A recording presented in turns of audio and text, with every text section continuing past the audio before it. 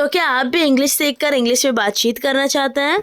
तो आज मैं लाई हूँ आपके लिए इंग्लिश के कुछ ऐसे वर्ड्स जो आप अपनी रोजाना जिंदगी में यूज कर सकते हैं। और इंग्लिश सीखने के लिए सबसे ज्यादा इम्पोर्टेंट होता है प्रैक्टिस करना, यानी अभ्यास करना। तो इसलिए मैं जो आपको इंग्लिश के वर्ड बताती हूँ, आप उसके छोटे छोटे सेंटेंस बनाकर अपनी डेली लाइफ में यूज किया करिए। इससे आपकी प्रैक्टिस भी होगी और आपकी इंग्लिश भी मजबूत होगी। तो चलिए बिना देरी किए वीडियो को स्टार्ट करते हैं और देखते हैं कौन कौन से वर्ड्स हैं ये। तो हमारा फर्स्ट वर्ड है गिगल। गिगल का मतलब होता है हंसी, खिलखिलाना या ठीठी करना। वो वाली हंसी होती है ना, ही वाली चुलबुली सी हंसी, वो वाली हंसी, उसे हम कहते हैं गिगल। एग्जाम्पल, लड़कियां खिलखिलाने लगीं। The girls began to giggle. The girls began to giggle. यहाँ पर मैं आपको एक और एग्जाम्पल बता देती हूँ। उसने थोड़ी सी खीस निकाली। She gave a little giggle. She gave a little giggle.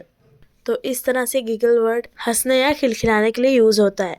जैसे खिलखिलाना बंद करो, स्टॉप गिगलिंग। यहाँ पर हमारा नेक्स्ट वर्ड है रेगुलेट।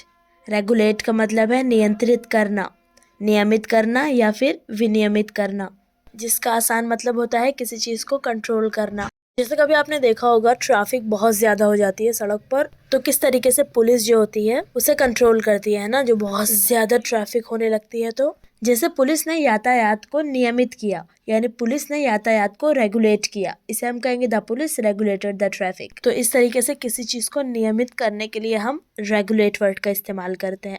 तो अभी आपको इसका एग्जाम्पल्स बताती हूँ। आपको अपने घरेलू खर्चों को नियमित करना चाहिए। You should regulate your household expenses. You should regulate your household expenses. One more example. शरीर तापमान को नियंत्रित करता है। The body regulates temperature. The body regulates temperature. यानी शरीर तापमान को रेगुलेट करता है। तो अभी आगे देखते हैं। हमारा नेक्स्ट वर्ड है शैबी। शैबी का मतलब होता है जर्जर, फटा पुराना या मैला कुचैला। ये जो शैबी वर्ड है ये कोई पुरानी जगह, जैसे कोई गंदी मैली कोई जगह होती है। आसान भाषा में कोई ऐसी जगह जिसकी हालत बहुत खराब हो, जैसे कोई पुराना मकान, है ना। तो ये जो वर्ड है शैबी, ये किसी पुरानी जगह के लिए यूज होगा या फिर कोई पुराना फटा कपड़ा। और हाँ, वो कोई भी कपड़ा हो सकता है, जैसे कोई पुरानी फटी जीन्स, तो हम फटी पुरानी जीन्स को कहेंगे shabby old jeans. Shabby old jeans. तो दोनों में आपको डिफरेंस पता चल गए। अब मैं आपको बताती हूँ एग्जाम्पल्स। पुराना घर जर्जर दिख रहा था। The old house looked shabby. The old house looked shabby. और हमारे पास एक कपड़े वाला भी एग्जाम्पल है, जो है उसने एक जर्जर कोट पहना हुआ था। ही वॉर अ शैबी कोट। ही वॉर अ शैबी कोट। इस तरह से ये जो सिंपल सा प्यारा सा वर्ड है शैबी, इसे हम यूज कर सकते हैं अपनी डेली लाइफ में। आप इसे कॉमनली अपने घर में भी यूज कर सकते हैं। बहुत नया वर्ड है। एनीवे, चलिए आगे बढ़ते हैं। तो हमारा नेक्स्ट वर्ड है प्रीफर। प्रीफर का मतलब होता है पसंद करना, तरजीह देना या अधिक चाहना, जिसका आसान मतलब है किसी को या फिर किसी चीज को दूसरे से ज्यादा पसंद करना। सपोज दैट मुझे चाय से ज़्यादा कॉफ़ी पसंद है, तो अगर मुझे दो ऑप्शन दिया जाएगा चाय या कॉफ़ी, तो मैं कॉफ़ी को चुनूंगी, जिसे हम कहेंगे मैं कॉफ़ी प्रेफर करूंगी। या फिर मुझे चाय की बजाय कॉफ़ी ज़्यादा पसंद है, तो मैं कहूँगी I prefer coffee to tea. एक सिंपल सा मतलब है किसी चीज़ को प्राथमिकता देना, यानी प्रायोरिटी देना, उससे दूसरे विकल्प यानी दूसरे ऑप्शन से ज़्यादा पसंद करना, तो उससे हम कहेंगे प्रेफर। आई होप आपको ये क्लियर हो गया होगा। अभी मैं आपको इसका एग्जाम्पल दे देती हूँ। वो किताबें पढ़ना ज्यादा पसंद करती है। She prefers to read books. She prefers to read books, यानी उसे और भी कामों से ज्यादा किताब पढ़ना पसंद है। अभी आपको एक और एग्जाम्पल दे देती हूँ।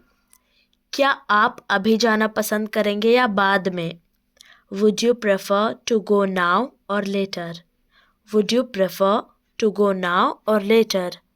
हमारा नेक्स्ट वर्ड है सेटिस्फैक्शन।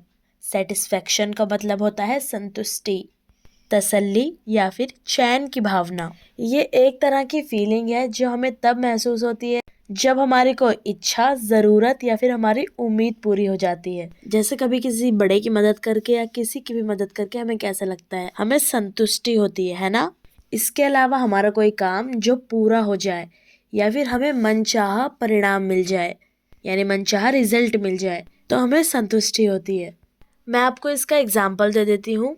हमारा पहला एग्जाम्पल है, परिणाम ने मुझे बहुत संतुष्टि दी। The result gave me much satisfaction. The result gave me much satisfaction. और हमारा सेकंड एग्जाम्पल है, उसे अपने काम में संतुष्टि मिली। She found satisfaction in her work. She found satisfaction in her work.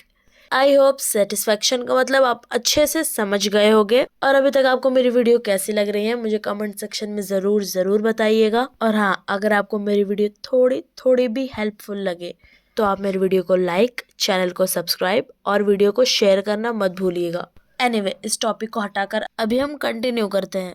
सो हमारा नेक्स्ट वर्ड है ब्लश। ब्लश का मतलब होता है शर्माना, झेंपना या लजाना। इसका आसान मतलब होता है यानी शर्म या फिर लज्जा की वजह से जैसे हमारा चेहरा लाल हो जाता है, उसे ब्लश कहा जाता है। जैसे जब हम खुद की तारीफ सुनते हैं तो हमारा चेहरा लाल हो जाता है, यानी हम ब्लश करने लगते हैं। और कॉस्मेटिक्स वाले ब्लश की बात अलग है, बट मैं अभी ये वाला ब्लश बता रही हूँ, शर्माने वाला। मैं भी आपको इसका एग्जाम्पल भी बता देती हूँ। वह शर्माती है जब वह उसे देखता है। She blushes when he looks at her. She blushes when he looks at her. या तो छोटा सा, शर्माओ मत, डोंट ब्लश। शर्माओ मत, डोंट ब्लश। हमारा नेक्स्ट वर्ड है बोर और बोरिंग। बोर का मतलब होता है ऊबना या फिर उबाऊ। इसका भी मतलब आसान है, जैसे कोई इंसान या कोई चीज़ इंटरेस्टिंग ना हो, यानी जब कोई चीज़ दिलचस्प ना हो तो उसे हम बोरिंग कहते हैं।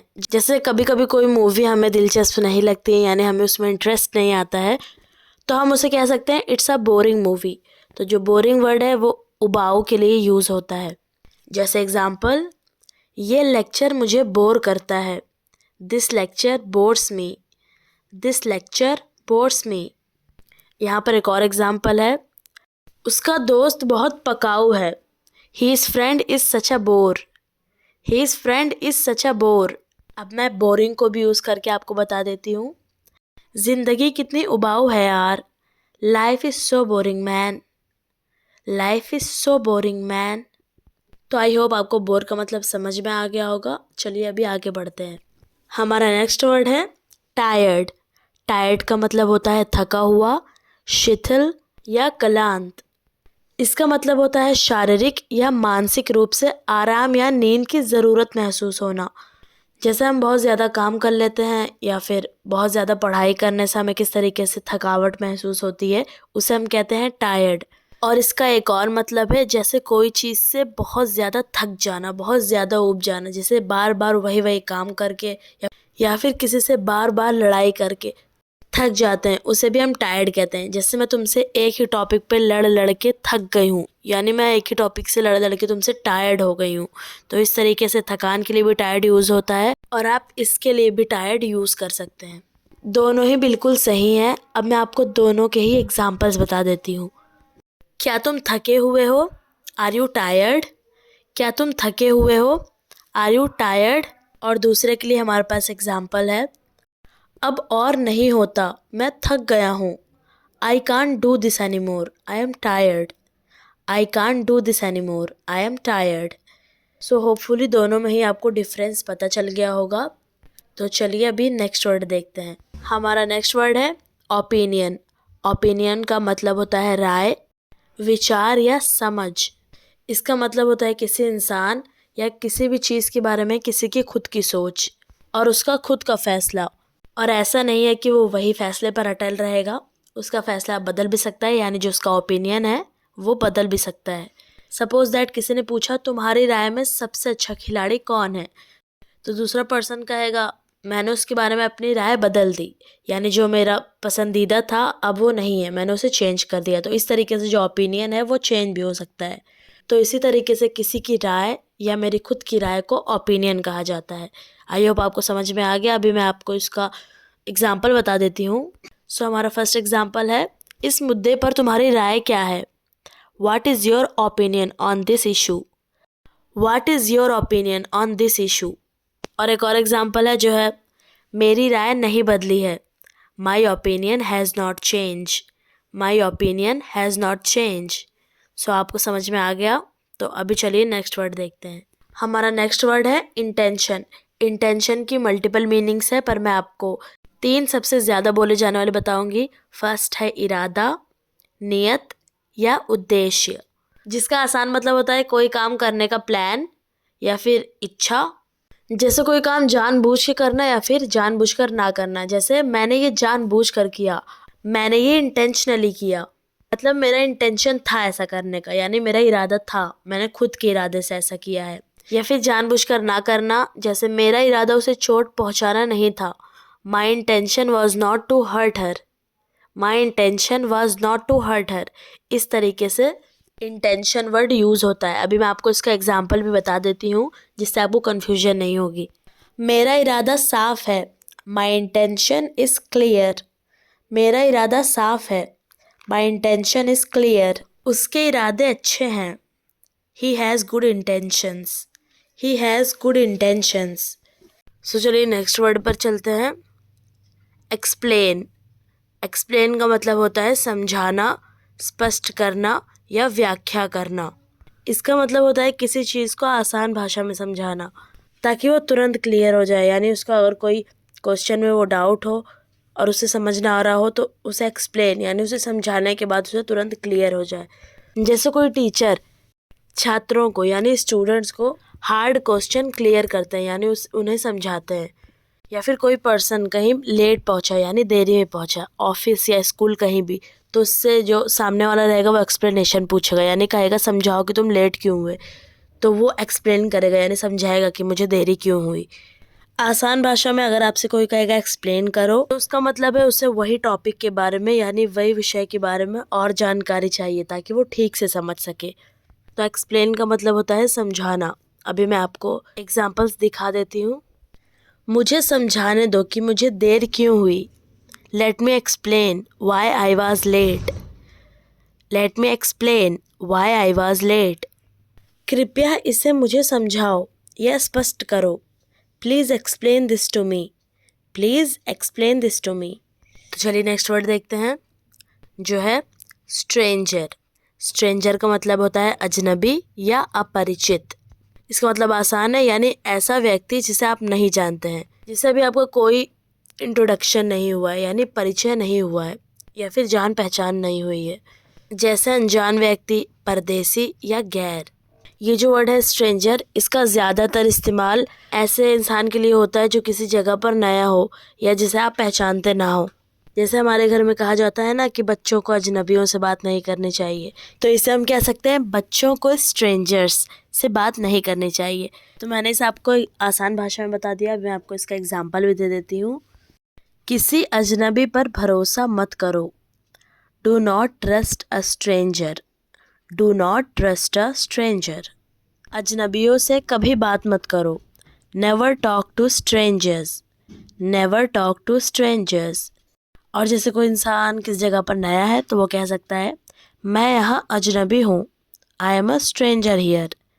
I am a stranger here.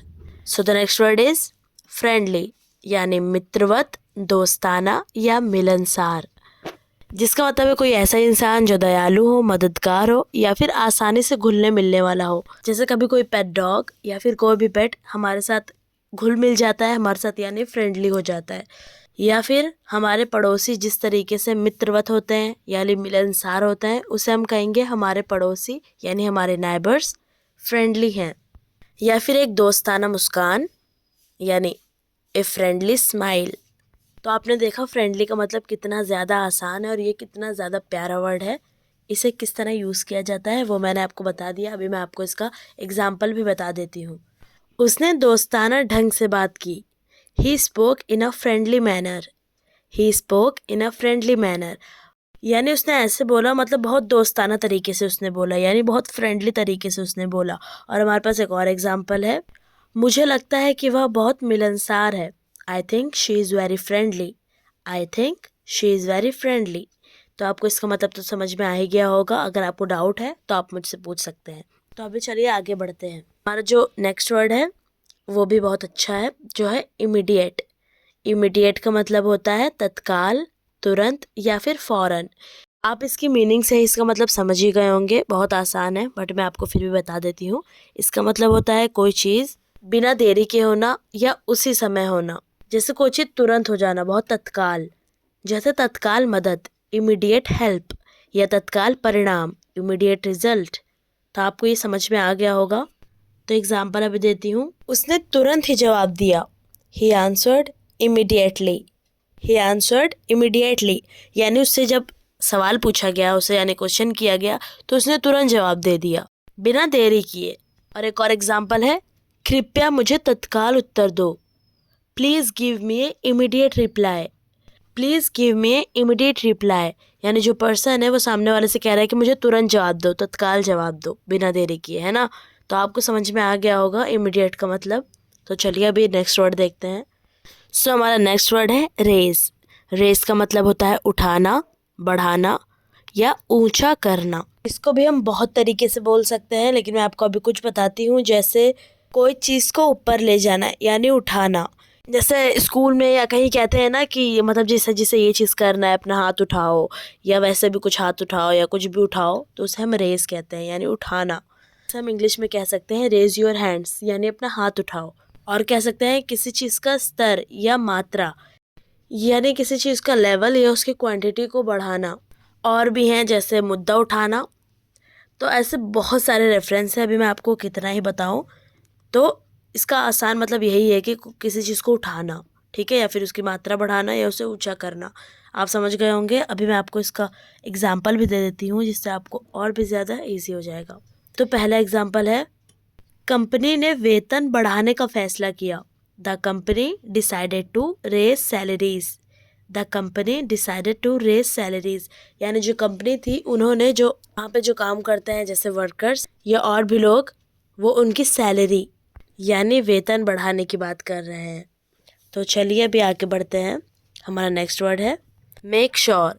Make sure का मतलब होता है सुनिश्चित करना, पक्का करना या जांच करना, जिसका मतलब है ये पक्का करना कि कोई काम ठीक से हो रहा है या नहीं। जैसे सुनिश्चित करो यानी पक्का करो कि तुम मुझे कॉल करो, तो इसे हम कह सकते हैं मेक श्योर यू कॉल मी। या फिर पक्का करो कि तुम्हारे पास तुम्हारा टिकट है, प्लीज़ मेक श्योर। ये देखिए इस तरह से मेक श्योर बीच में आ रहा है, please make sure you have your ticket यानी पक्का करो कि तुम्हारे पास तुम्हारे टिकट है ना। तो इस तरीके से मेक श्योर का मतलब होता है जांच करना, पक्का करना या फिर उसे सुनिश्चित करना। ये काफ़ी अच्छा वर्ड तो है ही, और ये अब तो बहुत ज़्यादा यूज़ होता है। अब के ज़माने में आप देखना मेक श्योर आपने कहीं ना कहीं ज़रूर सुना होगा, क्योंकि ये बहुत लोग बोलते हैं। तो अभी मैं आपको इसका एग्जाम्पल बताती हूँ। जैसे मुझे ये पक्का करना है कि वह समझ गया। I need to make sure he understood. I need to make sure he understood. सुनिश्चित करें या फिर पक्का करें कि सभी खिड़कियाँ बंद है। Make sure all the windows are closed. Make sure all the windows are closed. तो आपको समझ में आ गया। चलिए अभी आगे बढ़ते हैं। सो हमारा आज का लास्ट वर्ड है फ्रस्ट्रेटेड। फ्रस्ट्रेटेड का मतलब होता है निराश, हताश या परेशान होना।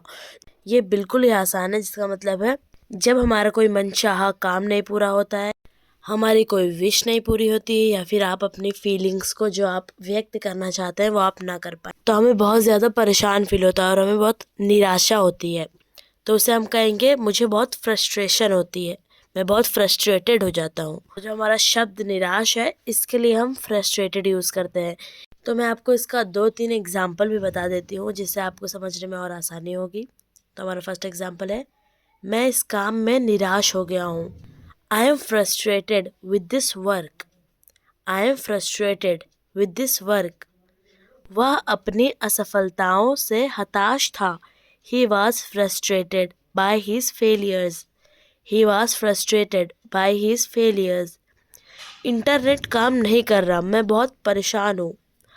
The internet is not working. I am frustrated. The internet is not working. I am frustrated. यानी जब हम फ़ोन चलाते हैं, यूट्यूब या कोई भी चीज़ चलाते हैं, तो जब हमारा इंटरनेट स्लो हो जाता है या फिर कोई चीज़ डाउनलोड होने में ज़्यादा टाइम लगने लगता है, तो हम परेशान होने लगते हैं, निराश होने लगते हैं। तो तब हम ये वर्ड यूज़ कर सकते हैं फ्रस्ट्रेटेड। तो आपको ये समझ में आ गया होगा। इसके अलावा आई होप आपको सारे ही वर्ड्स अच्छे से समझ में आ गए होंगे। अदरवाइज अगर आपको कोई डाउट है तो आप मुझसे डेफिनेटली कमेंट सेक्शन में पूछ सकते हैं। मैं आपको रिप्लाई दूंगी या कोशिश करूंगी आपका डाउट दूर करने की। और हाँ, जाने से पहले मैंने जितना भी आपको आज वर्ड सिखाए उसमें से मैं आपको इंटेंशन वर्ड देती हूँ और मैं चाहती हूँ कि आप कमेंट सेक्शन में मुझे इंटेंशन वर्ड को यूज करके एक सेंटेंस बना के दिखाओ। आप अपने आप से बनाना, हेल्प मत लेना किसी की। देखते हैं आप सही बनाते हैं या गलत। मैं आपको रिप्लाई देकर बताऊंगी कि आपने सही बनाया या गलत। सो बस आज के लिए इतना ही। अगर आपको वीडियो पसंद आई तो एज ऑलवेज वीडियो को लाइक, चैनल को सब्सक्राइब और शेयर करना मत भूलिएगा। चलिए मिलते हैं नेक्स्ट वीडियो में, तब तक के लिए अपना ध्यान रखिएगा। Bye bye.